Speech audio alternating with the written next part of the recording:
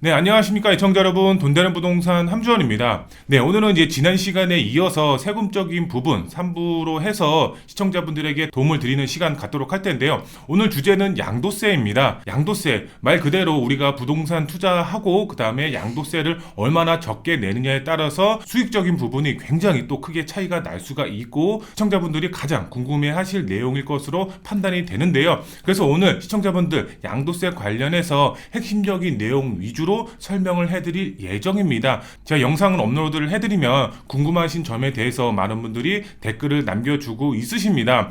그거에 대해서 제가 답변을 달아드리면서 궁금증을 또 해소해드리는 시간 갖고 있는데요. 이 영상에서도 양도세 관련해서 궁금증이 있다. 그러면은 부담 없이 댓글 남겨주시면은 제가 답글 남겨드리도록 하겠습니다. 그러면은 지난 시간에 이어서 댓글 남겨주신 분들 한해서 또 시청자분들이 궁금해하실 내용으로 제가 설명을 해드리도록 하겠습니다. 화면 보시면 이제 주택수 제외, 취득이나 보유세 조건, 모르면 최악의 세금 폭탄 맞는다, 이런 내용을 업로드를 해드렸는데, 이제 첫 번째 댓글을 보시면은 공시지가 2억 이하, 그 다음에 취득세 중과 안 하는 건 언제부터 시행하나요? 이렇게 나와 있습니다. 이것이 입법 사항인지 아니면 시행령으로 바꾸면 되는 건지 이렇게 이제 질문을 해주셨는데, 입법 사항이라고 했을 때는 굉장히 오랜 시간이 걸릴 수밖에 없겠죠. 여야 합의를 통해서 법이 개정이 돼야 되기 때문에. 하지만 이렇게 시행령으로 바꾼다라고 했을 때는 빠르면 한두 달 안에 이제 바뀔 수가 있기 때문에 요 부분이 궁금하신 것 같아요. 보면은 공시지가 2억 이하 취득세 중과 안 하는 건 언제부터 이렇게 이제 말씀을 해주셨는데, 공시지가 2억 이하라는 거는 말 그대로 지방이죠. 요번에 이제 정부가 지방 주택을 취득을 하면 공시지가 2억 미만의 주택에 대해서는 취득세 중과를 안 하겠다 발표를 했습니다. 근데 이게 언제부터 시행이 되는지 궁금하신 것 같아요. 보면은 요거는 시행령이죠. 시행령으로 바뀌는 사항이고요. 그리고 2월달 안으로 요게 시행이 될 것으로 보여지고 있습니다. 그렇기 때문에 이 댓글 남겨주신 분은 2월달 이후로 지방의 아파트 주택을 취득을 하시면은 중과세 적용은 없을 것으로 보여지고 있다. 이렇게 이제 설명을 드릴 수가 있겠고요. 네, 그러면 이제 두 번째 댓글을 한번 보도록 하겠습니다. 두 번째 댓글에서 현재 공시지가 2억 미만 주택을 두 개 갖고 있을 때 이 주택은 주택수에 포함이 되나요? 이렇게 이제 댓글을 남겨주셨는데요. 지금 보시면은 공시지가 2억 미만 요 주택을 지방에 또 갖고 계신 것 같습니다. 그런데 안타깝게도 이 공시지가 2억 미만의 주택은 승계 취득을 했을 때 취득세가 중과 적용이 안 된다라는 내용이지 주택수에서 빠진다 이런 내용은 없습니다. 그리고 또 내용을 보시게 되면, 그리고 주택임대사업자 감면 혜택을 받을 수 있는 주택 사이즈 제한이 있을까요? 이렇게 나와 있습니다. 공시지가 2억 미만 주택, 아파트라면 당연히 아파트는 등록이 불가능하겠죠. 근데 이런 비아파트, 빌라라든가 다가구 주택, 오피스텔 이런 거는 주택임대사업자 등록이 가능하죠. 혜택 자체를 보시려면은 60제곱미터 미만의 주택을 구입을 해서 등록을 하시면은 주택임대사업자 혜택을 그대로 보실 수가 있다. 이렇게 설명을 해드릴 수가 있겠고요. 그 다음에 마지막 댓글을 보게 되면은 비아파트는 오피스텔 포함인가요? 이렇게 나와 있는데요. 오피스텔은 비아파트입니다. 비아파트에 포함이 되는 거기 때문에 이렇게 이해를 하고 넘어가시면 되겠습니다. 네, 그러면 이제 본격적으로 양도세 관련해서 제가 설명을 해드리도록 하겠습니다. 양도세 말 그대로 내가 양도 차익이 있을 때 납부하는 세금이죠. 그쵸? 양도세 자체가 없다 그러면 양도세 낼 필요는 없습니다. 하지만 양도 차익이 발생했을 때는 무조건 양도세를 납부를 해야 된다. 이렇게 이제 보시면 될 것 같은데요. 그런데 양도세도 납부를 할 수가 있고 또 비과세로 양도세를 납부하지 않아도 되죠. 오늘 그 부분에 대해서 자세하게 설명을 해드리도록 하겠습니다. 보시면은 이 양도세는 국세에 해당하는 부분입니다. 그래서 세무서에서 이제 모든 일을 총괄하고 있다. 이렇게 보시면 될 것 같고, 납부 방법이 나와 있는데요. 양도 시점이죠. 이 잔금 시점에 2개월 이내에 양도세를 납부를 하면 되는데요. 근데 2개월 이내에 양도세를 납부할 수가 없다. 그러면은 연장도 가능하다라고 보시면 되겠습니다. 많은 분들이 많이 모르시는 부분인데요. 최대 6개월까지 연장이 가능하고 세무서 방문해서 신청하시면 된다. 이렇게 이제 이해를 하고 넘어가시면 될 것 같고요. 근데 우리가 양도세 계산할 때 가장 중요한 부분이 있습니다. 바로 보유 기간이라고 보시면 되겠습니다. 보유 기간에 따라서 정말 양도세 세율이라든가 금액 자체가 천차만별로 몇 천만 원에서 몇 억까지 왔다 갔다 한다라고 보시면 되겠습니다. 정말 금액 자체가 정말 높은 몇백억의 이런 주택 같은 경우는 몇십억이 왔다 갔다 할 수도 있기 때문에 이 보유 기간이 상당히 중요하다라고 보시면 되겠습니다. 오늘 보유 기간에 대해서도 설명을 상세하게 해드릴 예정이기 때문에 이 보유 기간이 왜 중요한지 꼭 이해하고 넘어가시는 시청자분들이 되셨으면 좋을 것 같은데요. 보유 기간이라고 하면은 취득 시점부터 양도 기간이죠. 내가 판 시점, 이게 바로 이제 보유 시점, 보유 기간이라고 보시면 될 것 같은데, 우선 취득이죠. 취득 시점을 보게 되면은 이제 계약금, 말 그대로 계약서를 작성을 해서 계약금을 이제 납부를 하겠죠. 그 다음에 중도금을 주고 잔금을 주고, 그러면은 우리가 최종적으로 취득일은 언제일까요? 시청자분들은 알고 계신가요? 계약금을 줬으니까 계약금 준 날이 취득일일까요? 아니면은 마지막 잔금을 준 날이 취득일일까요? 제가 설명을 해드리면은 무조건 부동산은 잔금일 기준이다, 이렇게 이제 설명을 해드릴 수가 있겠습니다. 그러면 우리가 부동산을 취득을 할 때 계약서를 무조건 작성을 하죠, 그렇죠? 근데 이 계약서 안에 계약서에 날짜가 적혀 있죠. 그러면은 계약서에 적힌 날짜가 될까요? 아니면은 실제로 매수자한테 이체한 날이 계약 날짜가 될까요? 시청자분들 알고 계시나요?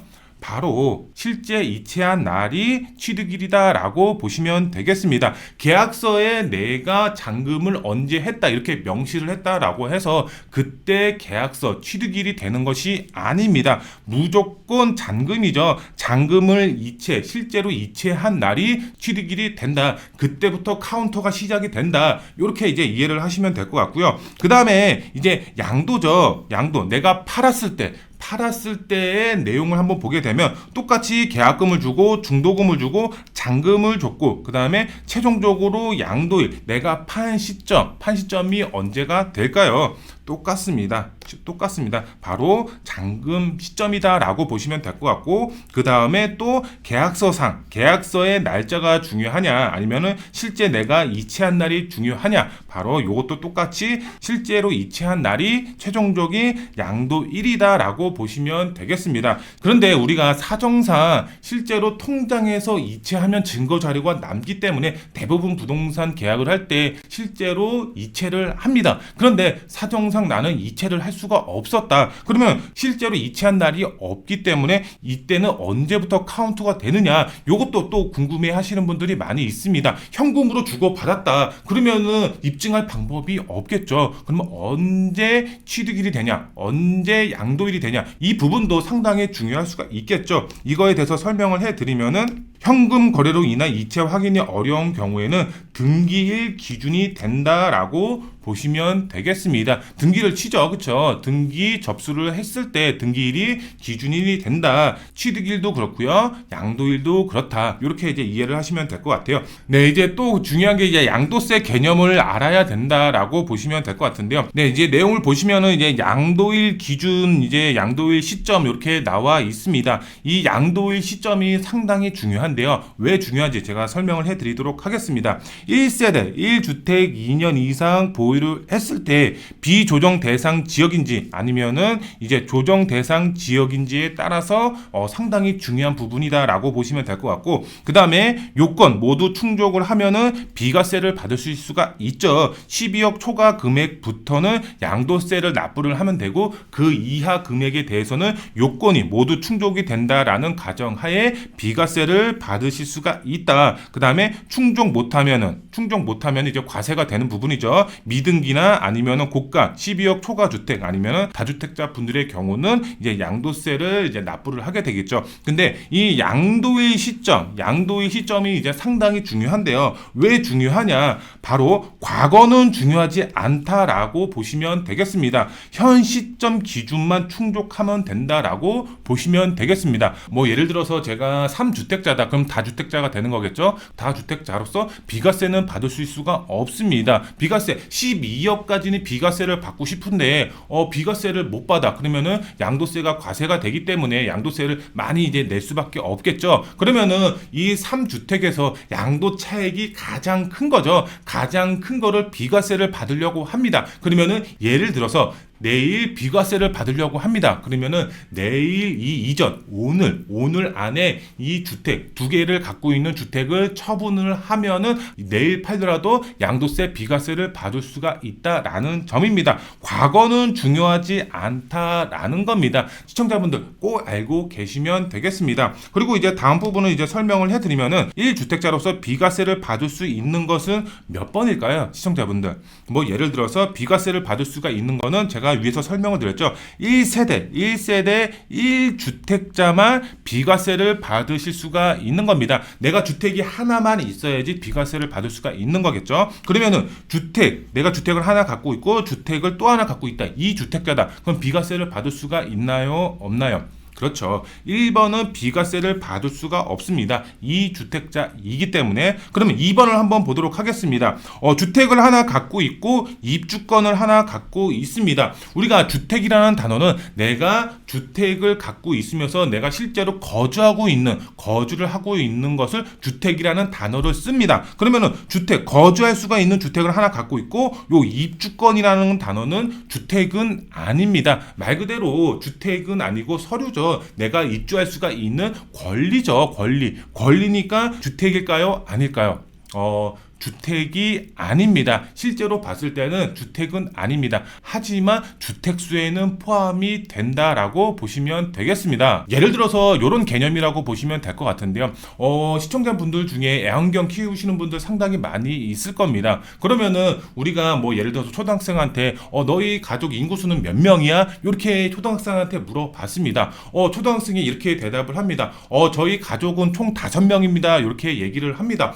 그래? 그러면 이름이 어떻게 돼? 그러면은 이름이 뭐 나비도 있고 초코도 있고 민트도 있고 이런 이름이 대부분입니다. 왜 그럴까요? 애완견을 가족으로 치는 겁니다. 실제 가족은 아니지만 가족수에 포함이 되어 있는 거죠. 입주권도 마찬가지입니다. 실제 주택은 아니지만 주택수에 포함이 되는 개념이다라고 보시면 되겠습니다. 그렇기 때문에 비과세를 받고 싶을 때 1주택자가 아닌 주택수에 포함이 되기 때문에 요것도 비과세를 받을 수가 없다. 요렇게 개념을 잡고 있어야 된다. 문재인 정부 때 원래는 이제 주택수에 포함이 안 됐지만 문재인 정부 때 입주권도 바로 이제 앞으로 주택을 취득하는 권리이기 때문에 주택수에 포함을 시켜야 된다. 알고 계시면 될 것 같고요. 그러면은 주택, 상가 요렇게 갖고 있으면 비과세를 받을 수가 있을까요? 없을까요? 요 부분에 대해서는 반반이다라고 보시면 되겠습니다. 주택은 말 그대로 주택, 그 다음에 상가는 주택이 아니죠. 그쵸? 그러면은 비과세를 받을 수가 있습니다. 근데 예를 들어서 설명을 한번 해보도록 할까요? 우리가 뭐 예를 들어서 이런 주택이 있습니다. 한쪽은 주택이고요. 한쪽은 상가입니다. 이러면은 상가주택이 되는 거겠죠. 이런 이제 주택이 상당히 많이 있습니다. 상가주택. 그런데 이렇게 이제 이해를 하시면 될 것 같은데요. 뭐 예를 들어서 상가 50%, 그 다음에 주택 50% 이렇게 되어 있으면은 요 부분 같은 경우는 다 주택으로 칩니다. 싹 다 주택으로 쳐서 비과세를 받을 수가 있습니다. 그런데 이게 아니라 상가가 51%다. 상가가 51%고 주택 부지가 49%다. 요러면은 상가 부분은 뺍니다. 상가 부분은 빼고 이 주택 49%에 대한 부분만 바로 비과세를 받을 수가 있다. 이렇게 보시면 되겠습니다. 주택 부분이 더 많다. 뭐 주택 부분이 51%다. 그러면은 상가 부분까지 싹 다 주택으로 쳐서 비과세를 받을 수가 있습니다. 하지만 상가 비율이 더 높다. 그러면 상가 비율은 빼고 주택 부분만 비과세를 받을 수가 있다라는 부분 시청자분들 꼭 알고 계셔야 된다. 이렇게 보시면 되겠습니다. 상가는 기본적으로 주택은 아니다라고 보시면 될 것 같고 3번 같은 경우는 비과세를 받을 수가 있다. 이렇게 이제 보시면 될 것 같고요.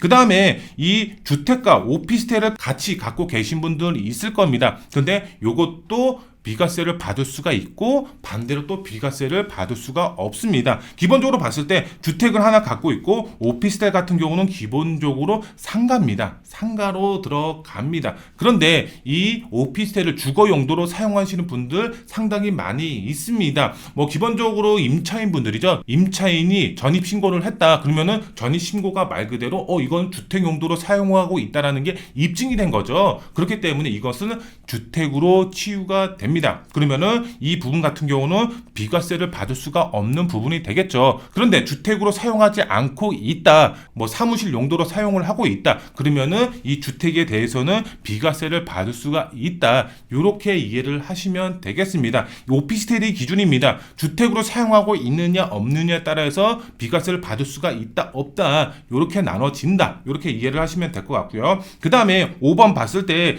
주택이 있죠. 이 주택이 있고 그 다음에 해외에 주택을 갖고 있다, 이런 분들이 있습니다. 해외에 주택을 갖고 있어? 그러면 비과세를 받을 수가 있나요 없나요?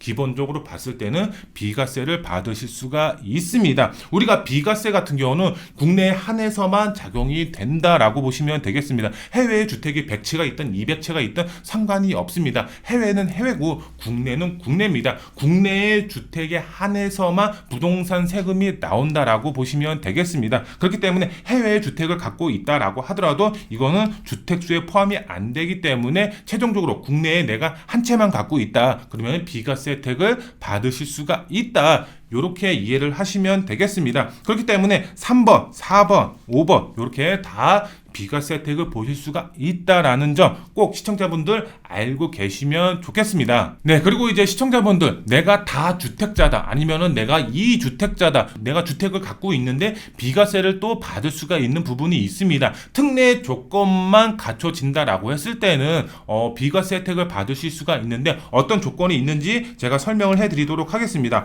보시면 이제 다음 자료인데요. 다음 자료를 보시게 되면은 아래에 나옵니다. 특례 조건 충족 시에 비과세가 가능한 부분이 있는데요. 제가 설명을 해드리면은 일시적 1가구 2주택이죠. 내가 일시적으로 주택을 내가 갈아타기 할 때 그때는 이제 비과세를 받으실 수가 있습니다. 그런데 내가 종전주택이죠. 종전주택에서 1년 후에 다음 주택, 1년 후에 다음 주택을 매수를 해야 되고 그 다음에 내가 매수하고 나서 이 종전주택이죠. 종전주택은 3년 안에 팔아야지만 비과세 혜택을 받으실 수가 있다라는 점 꼭 이제 기억을 하시면 될 것 같고요. 그 다음에 봤을 때는 혼인 또는 직계 존속, 동거 봉양을 했을 때 2주택이 됐을 때는 또 비과세 혜택을 받으실 수가 있습니다. 뭐 예를 들어서 이제 혼인이죠. 남자가 집이 한 채가 있었고 그 다음에 여성분의 집이 한 채가 있었습니다. 1주택이면은 각자 1주택이기 때문에 그 전에 팔았으면 비과세 혜택을 받으실 수가 있었는데 이 두 분이 결혼을 하니까 갑자기 2주택이 된 겁니다. 그러면 억울할 수밖에 없겠죠. 그래서 요 특례 조건이 신설이 된 겁니다. 먼저 주택을 먼저 한 채를 팔았을 때는 10년 안에, 결혼하고 나서 10년 안에 주택을 가장 먼저 판 주택에 한해서는 비과세 혜택을 주겠다, 이런 취지라고 보시면 되겠습니다. 그렇기 때문에 혼인을 계획하고 있다, 이런 분들 이제 걱정하실 필요가 없겠죠. 근데 각자 1주택이어야 된다라는 부분 꼭 이제 생각을 해 보시면 될 것 같고요. 그 다음에 직계 존속, 동거 봉양이죠. 말 그대로 부모님을 내가 봉양을 해야 돼. 근데 부모님이 주택을 한 채 갖고 있었어. 그 다음에 나도 주택을 한 채 갖고 있었어. 근데 부모님을 봉양을 해야 되기 때문에 갑자기 2주택이 된 겁니다. 그러면 또 억울할 수밖에 없겠죠. 나는 1주택자였는데 부모님을 내가 모신다라고 해서 2주택자로서 비과세 혜택을 못 받으면 억울하겠죠. 그래서 이것도 특례 조건을 줬습니다. 그렇기 때문에 이 부분에 대해서도 비과세 혜택을 받으실 수가 있다라는 점 알고 계시면 될 것 같고요. 그 다음에 주택임대사업자를 등록을 했을 때에는 뭐 100채가 됐든 200채가 됐든 주택임대사업자를 등록한 물건에 대해서는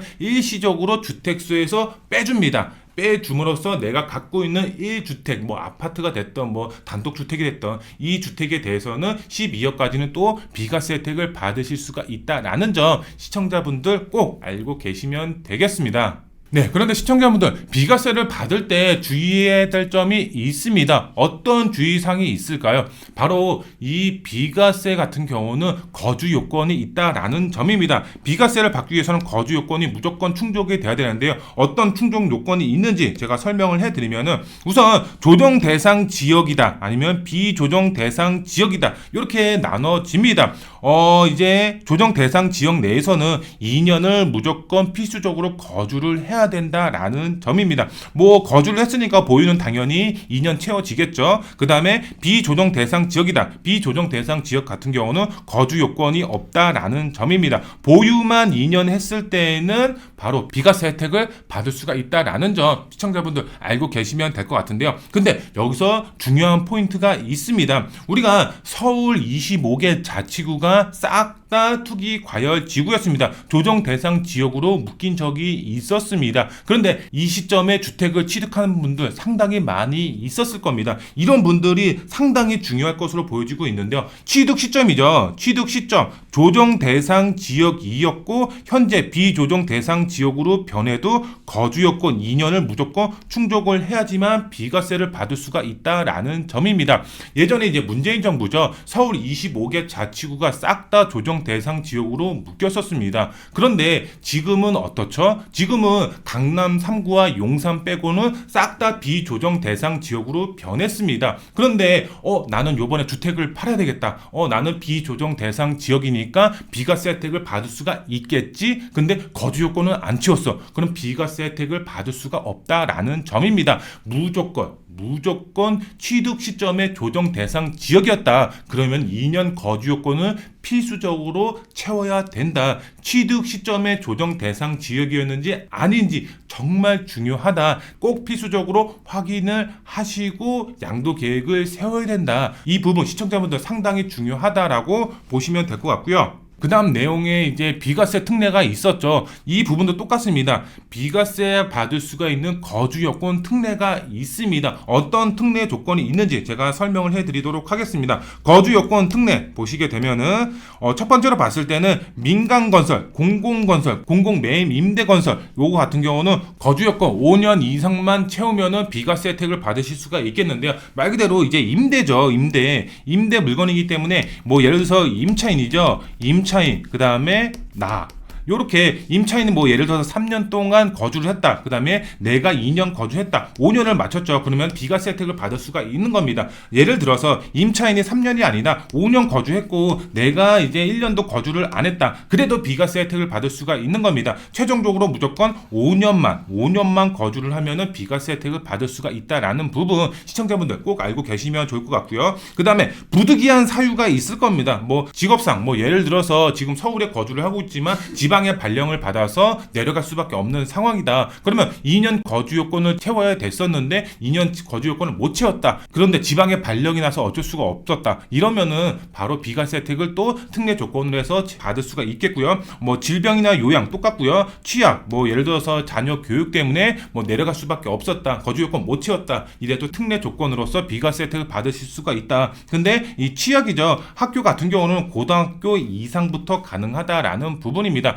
초등학교를 옮긴다, 중학교를 옮긴다. 그래서 내가 특례 조건에 맞춰지겠지? 이렇게 생각하시면 안 된다라는 부분입니다. 무조건 고등학교 이상부터다. 이렇게 생각을 하시면 될 것 같고요. 그 다음에 해외 이주를 할 계획이다. 이런 분들의 경우도 출국 일로부터 2년 이내에 팔았을 때는 비과세 혜택을 받으실 수가 있고요. 그 다음에 해외에 1년 이상 거주할 계획이다. 뭐 예를 들어서 근데 거기도 뭐 취약 말 그대로 학업 때문에 갈 수밖에 없다. 뭐 유학이죠. 뭐 유학 가는 분들도 상당히 많이 있죠. 자녀분들. 이런 유학을 갈 수밖에 없어서 해외에 무조건 가야 된다. 아니면 직업의 특성상 해외를 갈 수밖에 없다. 장기 거주를 할 수밖에 없는 상황이다. 이런 분들에 한해서도 특례 조건이 있다. 이렇게 보시면 될 것 같은데요. 그런데 이것은 말 그대로 전 세대원입니다. 전 세대원 다 같이 이동을 해야 되는 겁니다. 아빠는 국내에 있고 엄마만 같이 나간다. 그러면은 특례 조건이 안 되는 겁니다. 전 세대 구성원이 싹 다 해외로 나가야지만 특례 조건이 맞춰짐으로써 이 국내에 있는 주택에 대해서 비과세 혜택을 받으실 수가 있다라는 점 꼭 알고 계시면 좋겠습니다. 네, 오늘은 이제 시청자분들에게 이제 양도세 관련해서 비과세 관련해서 시청자분들에게 설명을 해드렸습니다. 내용이 조금 쉬운데 이렇게 생각하시는 분들도 있을 거고요.